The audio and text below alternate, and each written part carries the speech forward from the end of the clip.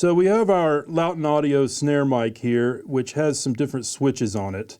It has a couple of settings for the high pass and for the low pass. So you've got a filter that cuts your highs and a filter that cuts your lows. The low filter cuts 80 and 140, and the high filter cuts at 5 and 12.5. You also have the choice to just disengage these filters, and that's the way we ran it in our initial test. So now we're just going to run another set of tests, and we're going to engage the filter. So first we'll do the no filter, and then I'm going to switch it to 80, and then I'm going to switch it to 140.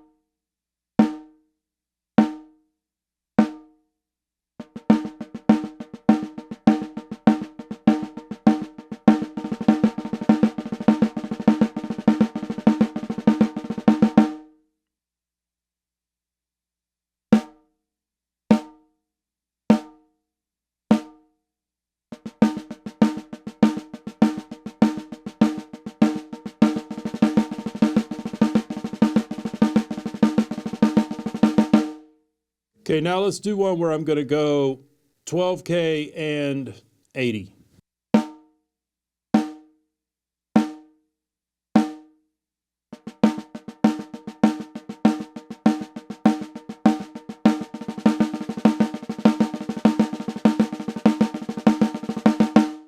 The last one I'm going to go 140 and 5, so this will be like the more extreme.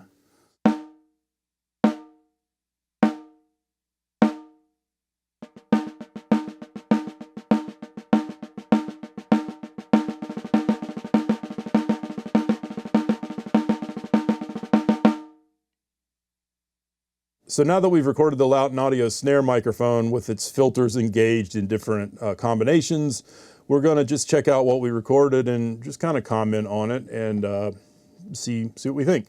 So the first example that Eliot played is flat, meaning none of the filters are engaged. The second example has the 80 hertz engaged, and so it's cutting off the low end at 80 hertz. The third example is the 140, which is cutting off the low end at 140. So you're going to get more of a low cut with the third example than you are with the second. The fourth example is in the high frequency. So the fourth example has the high frequency cut off at 5K or rolled off. It's not a hard cut, and nothing in the low. And then the next example is at 12K. And then the last two examples are 80 and 5 at the same time, and then 140 and 12 at the same time. When you have 140 and 5, it's going to be a more dramatic cut than when you have 80 and 12. Because you're cutting further out towards the ends with 80 and 12. So let's just check it out and see what we think. Mm-hmm.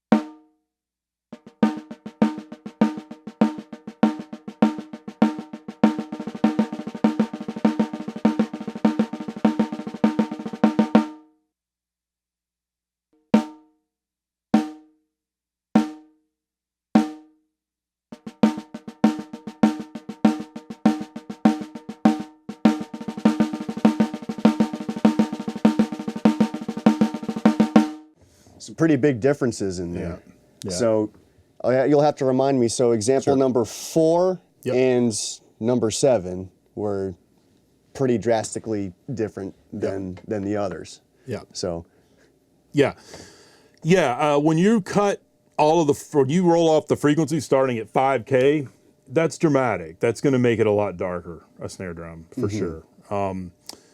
So yeah, you're right. When you have the 5K roll off, whether it's in combination with the low pass filter, the high pass filter or not, that to me, that's probably more than you would want to go.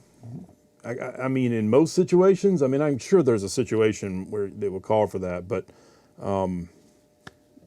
I like the flat one, and I like the 80 hertz roll off, and I like the 80 plus 12. Any of those to me are would be pretty usable.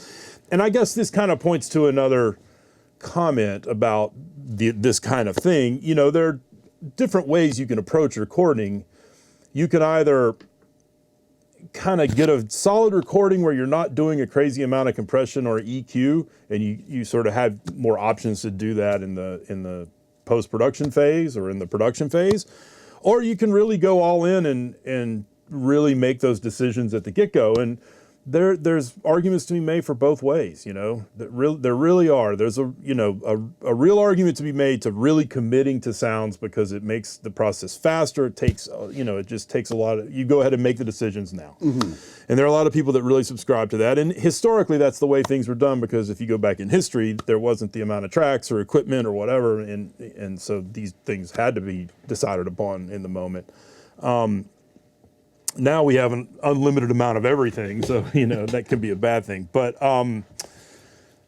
the other thing about this mic that I'm curious about, it's an active circuit. It's a condenser mic, and it has something inside of it. Obviously, it's got these roll-off switches, these EQ switches, which is not uncommon for mics to have those. The 57s and stuff don't have them, but condenser mics frequently have some kind of high pass, like a low cut, to take away rumble or whatever. But most mics don't have 4 of them, so that's cool, But the other thing this mic, I believe, has a limiter happening inside of it. And a limiter is, it's a compressor in its more extreme form.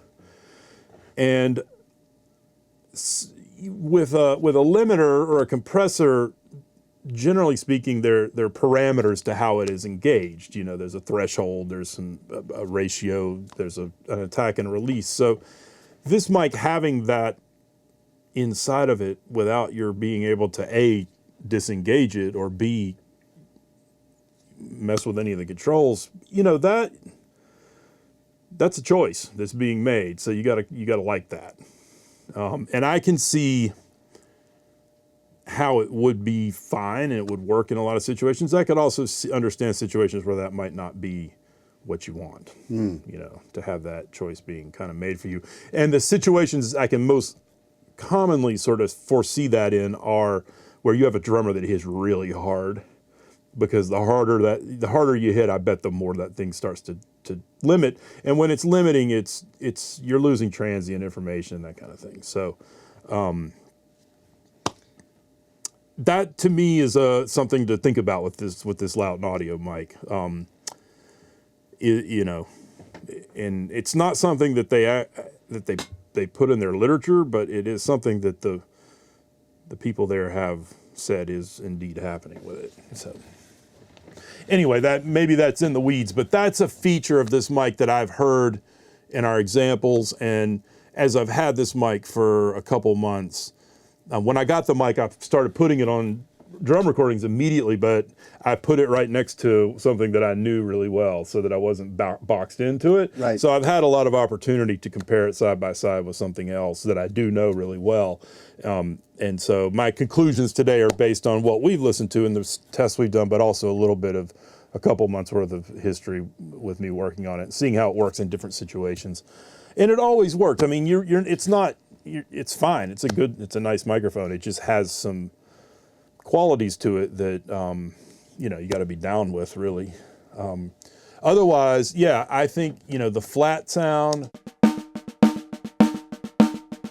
Yeah, I think that sounds good. You can hear a little less bass when you roll it off at 80. You can hear a lot less bass when you roll it off at 140. There's no roll off.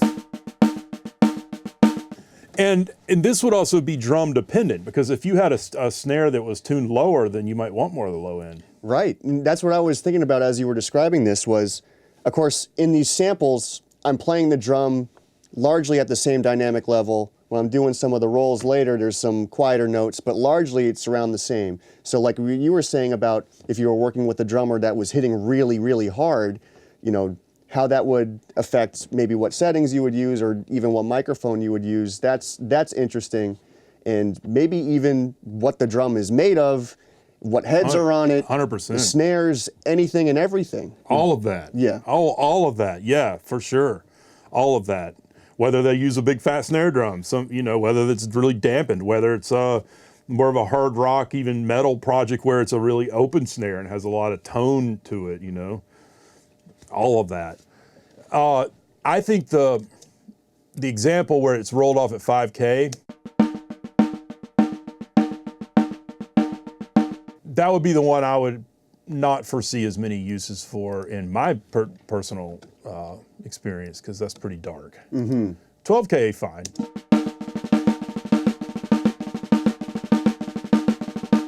You can hear it. It's a little less bright. Yeah. But interesting, because this mic has those features that none of the other ones do. The Sennheisers do have some high-pass roll-off filters on them, which I did not have engaged for our tests, but 57s don't. So I think there's a competing school of thought, with this limiting processing thing going on with this Lauten. Some people would rather just have a pure capture, unprocessed, and be able to make all those decisions later. And some people would appreciate that aspect of the microphone kind of making that choice for you at the moment of capture. And there's no wrong answer. And that's the fun thing about music and all this stuff, is that there's no wrong answer to any of it. It really comes down to what you want and what the client wants, what the artist wants, and how it works in the situation that it's in. Because as you know, snare drums are never going to live in a vacuum like this. But it's easier for us to analyze them when they're not surrounded by other things. Well, listen, thank you again for coming down and hanging out and checking this out. Of course. Man. It's always a pleasure. Likewise. It's great to hang out. So we'll probably do some more as well. Just do some different tests in different ways. Okay, thanks guys. Bye-bye. See you later.